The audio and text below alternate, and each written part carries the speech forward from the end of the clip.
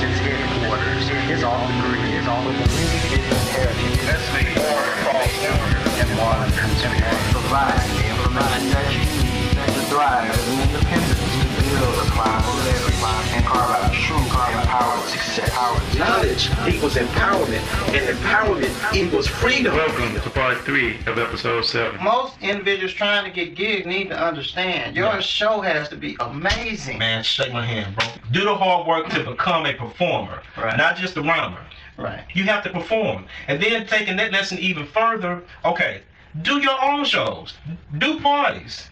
Do a party, bring a party, and you perform at your own party. I guess the deal to really get to the heart of this question, first and foremost, you have to create your own buzz. You have to create your own buzz. That's the deal. That's the How deal. do you get gigs? Right. Create your own buzz. Create But your you own might buzz. be saying, well, how do I create my own buzz without the show? Yes, right, You right. have to create your shows on a smaller format. On a smaller format. And work your way up. Work it. Do the hard work. Stop trying to skip steps. Right. If you recognize that you have to take responsibility for going through the steps, it's going to make you a better performer, better musician, better MC, whatever your format. Mhm. Country, rock, easy listen, pop. Well, we don't care about the format. The strategy and the science is still the same.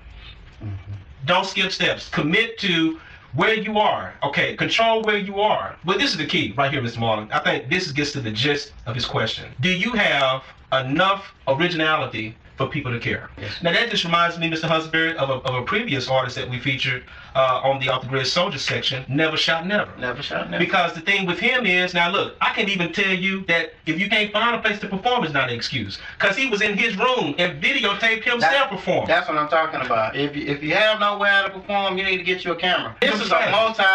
multimedia era. Right. You cannot just be somebody that does your singing or rapping. You're going to have to pull that camera out. Yes. You're going to have to perform for YouTube. Yeah. You're going to have to do these things. And I know the person that asked the question has said he's doing all these things. He's doing shows. He's doing stuff on camera. But do you have that? Yeah. And he does have it. He's just got to keep pulling it out. Polishing it. He's got to polish it. Right. All right? All right. So to go through the dip section, the lessons are don't neglect the fact that you are responsible for building your own buzz. Right. And that's how you're going to get gigs. Energize the people around in your community, the people that are on the internet. You have to get those people to gravitate to you. What are you doing? Man, if you got 200, 300 people calling the club owner saying you need to get this guy in there. You're going to get in there. You gonna get, I mean, He'll give you a night. He might not give you, the bar, He might not give you the bar, but you will get a night. You gonna get a night, man. Yeah. And that's the part that we're trying to emphasize to you, is that you energize your base and you bring the clubs into line. Right.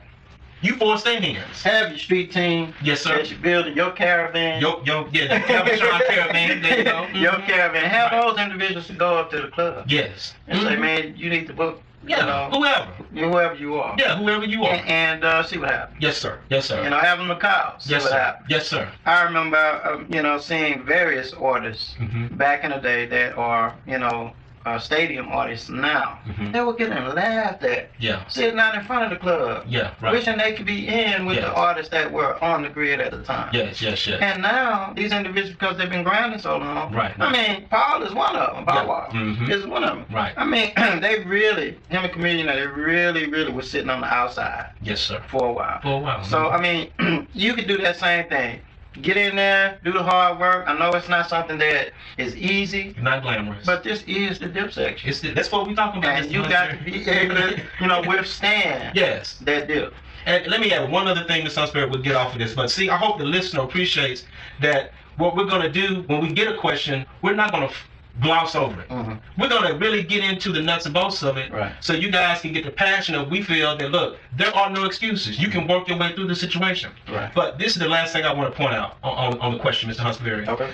Let's say a venue that you approach tells you, okay, we won't allow you to play because you're not affiliated with the major, okay, or this is a major affiliated venue, whichever way they come at you. Then what I would ask you to ask that particular club is, okay, if you were to let somebody come in, or give a chance for somebody to come in, what would be the criteria? Would it be I would have to have 1,000 people call? Would I have to have this amount of record sales? Right. You find out what the bench is to get into that club. Right. Now you know what you need to work toward. Right. That's great. Yeah, that gives the listener actually something real to Yes. take from this thing. Go home and sit down, call those clubs, Yes. and figure out what's going Yeah, on. find out what the hurdle is. Right. And then you work to take that excuse away from them. Yes, sir. That's off the grid. That's huh, off the grid. And that's the deal for today. Okay, resistance fighters, these are the steps to thrive off the grid. Okay. One of the most important steps is team. This is part two. Part 2. Okay. It's too important in what we're trying to convey to you for us to take some more time to actually talk about team and how to effectively put one together. So we're going to go into some points that will hopefully be beneficial in you guys putting your team together. Okay, so the first one is chain of command. Yeah, chain of command is critical because it's a dictatorship, not a democracy. You have to have somebody in the hot seat that is designated to make the hard decisions. And, the other thing that we need to emphasize is that you don't need to have multiple CEOs. The thing is, you can have some committee activities because a lot of bands operate like that. But at the end of the day, you do need a designated leader if you're gonna have long-term effectiveness doing this thing off the grid. I agree 100%, sir. Okay, and the second thing is accountability. Accountability is critical, Mr. Huntsberry, because what it does is it establishes that everybody has the same level of commitment in doing the project. If one team member was designated to contact 4 or 5 promoters or record stores, whoever, get a certain number of fans or friend requests on Twitter, MySpace, Facebook, and then they don't follow through, Right. then somebody's head needs to roll because you were accountable to make that happen and you didn't do it. Right. So accountability is critical if you're going to have success with your team. Okay. And the third thing is communication and feedback. Critical. This is another critical component because what good is having a team if you never talk to them? I feel that, Mr. Cross. If you never get the feedback that they see, because basically the way they should operate is they should be your eyes and ears. Running reconnaissance. Right, reconnaissance is you can't be every place. They have to tell you what's real, what's really going on out there. They say what's really going on in the streets. Yes, sir. You need to know what's happening so you can make adjustments. You can make adjustments and you're not walking around blind. It's critically important that you don't surround yourself with a bunch of yes men. Right. Okay. Yes, sir. They can't be afraid to make you mad or tell you the bad news if there's bad news to tell. And the next item is compensation and incentives. Yes. What we've been advising you guys to do is surround yourselves with people who believe in your project, so deeply that they are willing to work for free in order to move your project forward.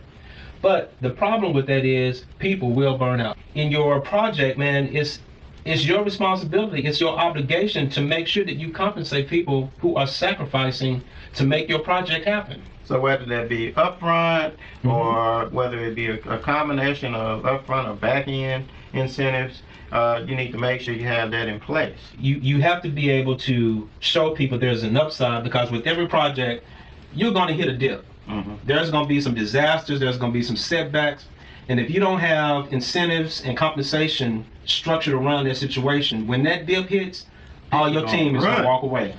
Because they have no reason to work through a bad situation if they don't see an upside. Right, yes, sir. Yeah. Okay. So just to recap, we have chain of command, accountability, communication and feedback, and compensation and incentives. Yes, sir. That's it. And one day, I guess soon, Mr. Huntsberry, we might have to do episodes on each one of these components because they are pretty much a universe within themselves. Yes, sir. Yes, sir. As with most of the items we talk about. Yes, sir. Okay, this has been a good show, people. Stay tuned to this channel for the next episode. What have you done? What are you doing? And what will you do for the movement? We'll see you guys next time. Thrive on the grid until you get back on the grid on your terms. If you so choose.